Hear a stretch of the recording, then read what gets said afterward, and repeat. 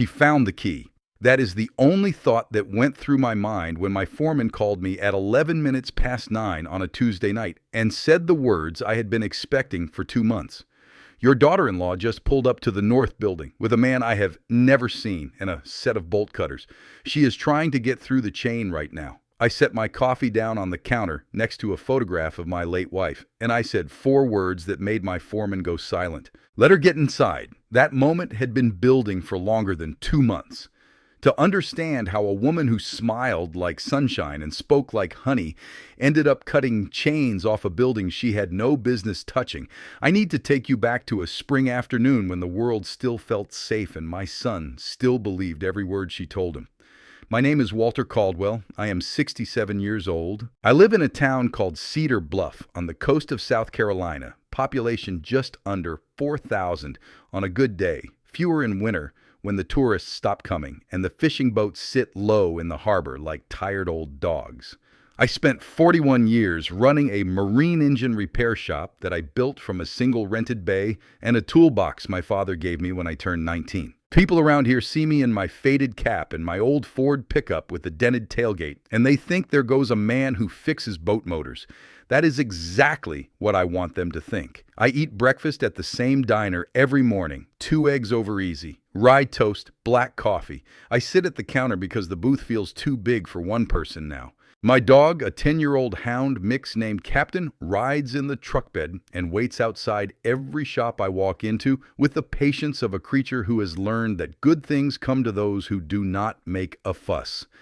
I fix screen doors for widows on my street. I sharpen knives for the butcher at the market. I rebuilt the church steps last September with lumber I paid for myself and never told a soul. I do not talk about the years before this quiet life. I do not talk about what I did before boats. And until the night everything came apart, nobody in Cedar Bluff had any reason to ask. My wife Eleanor passed 6 years ago. Pancreatic cancer, the kind that moves through a body like a whisper and leaves nothing behind but silence. She was the sharper mind between us. She read people the way I read engines, with patience and precision and an instinct for where the real trouble was hiding. She had a saying she must have repeated 1,000 times across our 42 years together. Walter, she would say, usually while drying a dish or folding a towel because Eleanor delivered her best wisdom during the smallest moments, a lock only works if the person testing it believes it is real. I did not fully understand what she meant until long after she was gone. The morning after she died, I made 2 cups of coffee out of habit. I stood in the kitchen holding hers and listening to the house breathe without her in it. I still reach across the bed some nights. My hand finds cold sheets, and the weight of that emptiness has not gotten lighter with time. It just became something I carry. The way you carry an old scar that aches when the weather changes. You stop noticing it most days, but it never really heals. My son Daniel is 36 years old. He is the best thing Eleanor and I ever did. He has her eyes, brown and steady, and her way of believing the good in people, even when the evidence is stacking up against them. He runs the front office of my shop now, handling customers, writing invoices, keeping the books while my foreman Ray handles the floor. Daniel is kind in a way that makes me proud and terrified in equal measure because kindness without caution is just an open door. He married a woman named Victoria 3 years ago. I will not pretend I did not try to love her. I did. I tried hard because Daniel looked at her like she had hung the stars and I wanted that to be enough. Victoria was 34 when they met. She worked in real estate development. She wore sharp clothes and carried a leather bag that probably cost more than my first truck. She spoke quickly and smiled slowly, and she had a way of making you feel like every word you said was the most important thing she had ever heard. That is a dangerous gift in the wrong hands. The first time she came to my house for dinner, she complimented the cornbread, asked about the photographs on the mantel, and laughed at my old stories about hauling engines out of sinking boats in thunderstorms. I wanted to believe she was real. I wanted to believe my son had found someone who would love him the way Eleanor loved me, not for what I had, but for who I was. But something sat wrong in my gut from the very first night. I could not name it yet. It was just a feeling, the kind of low hum you hear in an engine right before something expensive breaks.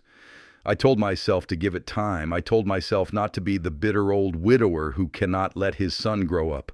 I told myself Eleanor would have wanted me to be generous. And so I was. I was generous for a long time. Too long. The first crack showed at Thanksgiving dinner, 7 months into their marriage. We were sitting around my kitchen table, Daniel, Victoria, my neighbor Arthur and his wife Helen, and Ray, who has spent every Thanksgiving at my table since his own wife passed 12 years ago.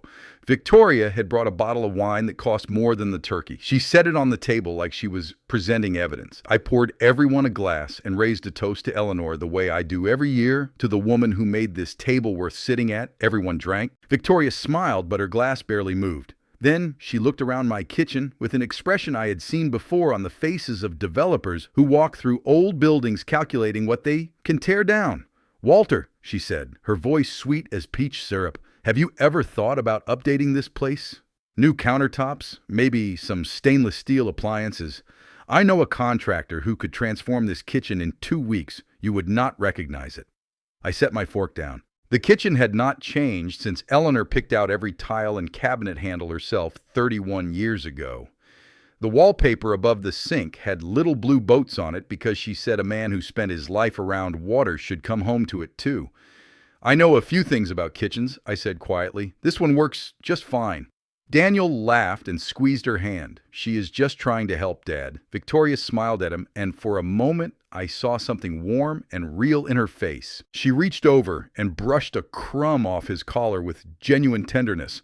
I watched that small gesture and I felt my suspicion waver. Maybe I was wrong.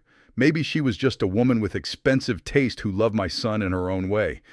I held on to that doubt for weeks because the alternative was too painful. If this story is already making you feel something, I hope you will stay with me. Subscribe to this channel so stories like this keep reaching people who need to hear them. Because what I am about to tell you is where everything started to unravel. The second crack came at Christmas. Victoria gave Daniel a watch that must have cost $3,000. She presented it at dinner in front of everyone with the kind of ceremony that felt less like a gift and more like a performance. Daniel's face went red with gratitude and embarrassment. He stammered something about it being too much. Victoria kissed his cheek and said, "You deserve the best things, Daniel, and someday soon you will have them." The way she said "someday soon" made the hair on my arms stand up. It was not a promise to her husband. It was a promise to herself. When Daniel left the room to get dessert, I caught Victoria looking at me. Not at my face, at my hands, specifically at the ring I still wear. Eleanor's ring. A simple gold band worth maybe $200 at most, but sitting on the finger of a man who owns waterfront property and a business that has been running for 4 decades. She was not looking at the ring. She was calculating. People who love you look at your eyes. People who want something from you look at your hands. That night, after everyone left, I sat in Eleanor's chair by the window, and I heard her voice in my head as clearly as if she were sitting beside me. A lock only works if the person testing it believes it is real. I was beginning to understand. The third incident happened in February. Daniel called me on a Saturday morning, his voice tight in a way I had not heard since he was a boy, telling me he had broken a window with a baseball.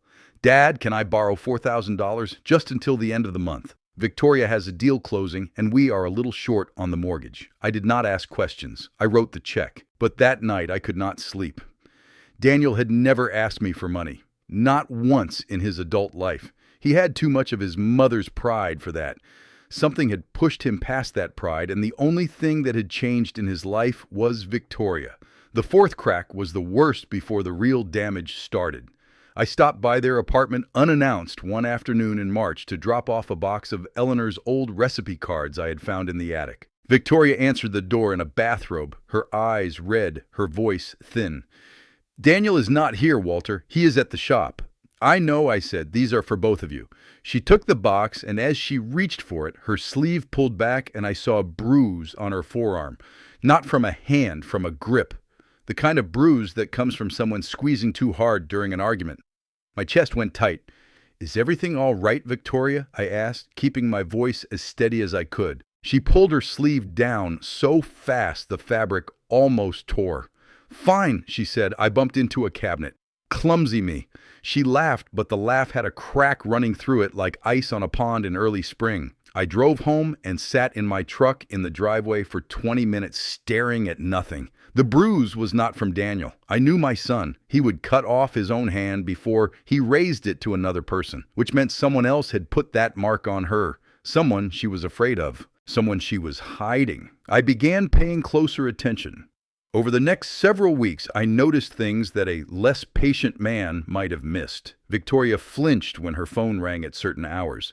She had started losing weight, not the healthy kind, the kind that comes from not sleeping and not eating because your stomach is full of dread. She laughed too loudly at things that were not funny. She complimented people with a desperate energy that felt like a woman trying to keep everyone happy, so nobody would look too closely at what was falling apart behind her eyes. I have spent 41 years diagnosing problems in machines. The principle is the same with people. When something is broken on the inside, the symptoms always show on the outside if you know where to look. The most telling moment came at a Sunday dinner in April. Victoria excused herself to take a phone call on the porch. I was clearing plates near the window, and I heard her voice drop to a register I had never heard from her before. "I told you I am working on it," she hissed. "Give me until the end of May. The building is worth more than what I owe you. I will get you the deed, or I will get you what is inside it. Just stop calling my house." She came back inside and smiled at Daniel like nothing had happened. She picked up a dish towel and started drying plates beside me, humming a little song. My hands were steady, but something inside me went very still. She had said the building. There was only one building she could mean. The North Storage Building at the far end of my property, past the fuel dock behind a rusted fence with a chain on the gate. A building I had never once discussed with her. A building I had barely discussed with my own son. The next morning I called Ray at the shop. "I need you to come by the house tonight," I said. "Bring the North Building file, not the real one. The old lease jacket with just the cover pages." He was quiet for a beat. "You setting something up, Walt?" "I am protecting my son," I said. "That is all I have ever done." Ray came by after dark. We sat at the kitchen table with 2 cups of coffee, and I told him everything. The phone call I had overheard, the bruise, the money Daniel had borrowed. The way Victoria looked at my property like a woman measuring curtains in a house she planned to take. Ray listened without interrupting. When I finished, he set his cup down and said one word. "How?" I told him my plan. It was simple, it was patient, and it depended entirely on Victoria being exactly as desperate as I believed she was. I spent that week building a paper trail. I created a set of documents that made the North Storage Building look like it held something valuable. Recovered marine electronics, navigation systems pulled from decommissioned military vessels, equipment listed as unregistered, uninsured, sitting in a locked building on waterfront property with no security cameras and no alarm system. I made the documents look old and important. I stamped them confidential in red ink and placed them in the bottom drawer of my filing cabinet at home, the same cabinet I had noticed Victoria eyeing during her last visit. Then I waited. Patience is not a virtue for men like me. It is a skill. The same way a mechanic learns to listen for the tick that comes before the crack, I learned a long time ago that the most dangerous thing you can do to a desperate person is give them exactly what they think they want. I did not have to wait long. Before I continue, I want to hear from you. Drop a comment right now and tell me what city you are watching from. I read every single one, and knowing you are out there keeps these stories alive. Because what happened next is where everything turned. Daniel called me the following Tuesday with excitement in his voice that almost broke my heart because I knew what was coming. "Dad, Victoria wants to take us all out to dinner. She says she has some ideas about the business she wants to run by you. Investment stuff. She has been doing research." I said yes because I needed her to believe I was listening. We met at a steakhouse downtown. Victoria arrived with a leather folder full of printed pages, tax assessments, property values, aerial photographs of my waterfront lot with the North Building circled in red marker. She spread them across the table like a general laying out a battle plan. "Walter," she said, leaning forward with her camera-ready smile, "that storage building is costing you money every single year. Property taxes on dead weight. You should sell it. Or better yet, let me handle the sale. I have developer contacts who would pay top dollar for that lot. You would not have to lift a finger. I chewed my steak slowly. I looked at Daniel. He was nodding along like she was reading from a book of wisdom. He trusted her completely, and that trust was going to destroy him if I did not act. This is a lot to think about, I said, tapping the folder. I never make decisions the same day someone asks me to. Let me sit with it. Her jaw tightened for just a fraction of a second. Of course, Walter, take your time, but opportunities like this have a window. I paid the check. I always pay the check. Victoria did not reach for her wallet. She never does. On the drive home, I gripped the steering wheel hard enough that my knuckles went white. I thought about Eleanor. I thought about the promise I made her at the graveside that I would watch over our son no matter what it cost me. I thought about every callus on my hands and every sleepless night that went into building something real and lasting, and I made a decision that would change the course of several lives. The following week, I invited Daniel and Victoria to stay at my house for a long weekend. I told them I wanted company. The truth was, I needed Victoria close to the filing cabinet. On the second night, I lay in bed listening to the old house settle, and at 14 minutes past 1 in the morning, I heard the third step from the bottom creak, the way it always does. I did not move. I listened as soft footsteps crossed the downstairs hallway toward my study. Through the gap under my door, I saw the thin beam of a flashlight sweep across the wall. I had installed a small camera in the study that morning, hidden inside the face of an old clock that had not kept time in years. On my phone, I watched Victoria kneel in front of the filing cabinet. She worked the lock with a hairpin, her hands shaking. When the drawer opened, she pulled out the folder I had planted. I watched her read every page. I watched her mouth open slightly the way a person looks when they believe they have just found the answer to every problem in their life. She photographed each document with her phone, her fingers trembling. Then she slid the folder back, closed the drawer, and crept upstairs without making a sound. The next morning she was all smiles at breakfast. She made pancakes. She poured my coffee. She called me Dad for the first time. I smiled back and ate every bite because a man who has spent 41 years around engines knows that the loudest sounds come right before something seizes completely. 3 days later, I was sitting in my truck in the hardware store parking lot when I heard her make the call. I had placed a small recording device in her car the day before. I am not proud of that, but I was past the point of pride. I was in the territory of survival. "Marcus," she said into her phone, her voice low and fast. "I found it. The old man has a storage building full of unregistered marine equipment, military grade. I saw the inventory myself. It has to be worth 300,000 or 400,000. Nobody's watching it. No cameras, no alarm, just a chain on a fence." The man on the other end spoke in a voice that was flat and cold. "You said the shop money would be enough, Victoria. You are already past your deadline." She cut him off. "This is different. This is real. Send your people. I will get you the gate code. One night, clean it out. Take what I owe you, and we are done." "And your husband?" the voice asked. Victoria did not hesitate. "He will never know. He thinks I am helping his father with investments. He does not even know the building exists." I sat in my truck, feeling the heat drain from my body. The woman my son loved, the woman he had trusted with his future and his family and his heart, was planning to let armed strangers rob my property and disappear without looking back. I drove straight to the marina and found Ray. I told him what I had heard. His face went dark. "What do you want to do, Walt?" "I want my son to see who she really is," I said. "Not from my mouth, not from evidence I hand him. I want him to see it with his own eyes so that no story she tells afterward can undo the truth." That afternoon, I made a phone call I had not made in a long time. I called a man named Colonel David Harris, retired, who I served with in a life that nobody in Cedar Bluff knows about. Before I was a man who fixed boat engines, I was something else entirely. I spent 22 years in military intelligence. I held a security clearance that most people do not know exists. I ran operations in places I still cannot name, and I did things that I have spent the last 20 years trying to make peace with, over cups of coffee and Sunday sermons and long walks with a hound dog who does not care about the past. When I retired, I wanted silence. I wanted to build something with my hands instead of taking things apart with my mind. Eleanor knew. She was the only person who ever knew the full truth, and she took it to her grave without ever once asking me to be anyone other than the man standing in front of her. The North Storage Building was not full of spare parts. It had not held anything of mine in 5 years. 3 years earlier, the Department of Defense had approached me quietly through David. They needed an isolated waterfront facility for a classified equipment staging program.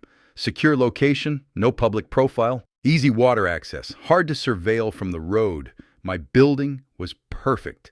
I leased it to them under a confidential agreement. From the outside, it still looked like a rusted shed that a retired mechanic never bothered to fix.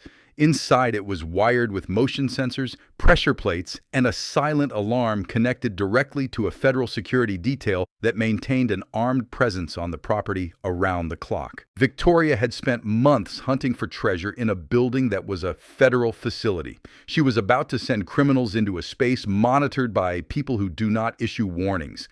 David answered on the second ring. I explained the situation. He was quiet for a long time. Then he said, "Walt, you know what happens if anyone breaches that perimeter." "I know," I said. "That is exactly why I am calling. I do not want anyone to get hurt, including her." We built the plan together. David coordinated with the on-site security team. I coordinated with Ray. And on the night Victoria made her move, everything was in place. I drove Daniel out to the marina that evening. I told him I had something of his mother's to show him. He did not argue. He never does with me. We parked in an unlit lot across from the north building, and I opened my laptop. I showed him the security feed from inside a building he had walked past his entire life without a second thought. Then I told him the truth. All of it. I told him his wife had debts she had hidden from him. I told him she had been draining his business account for months.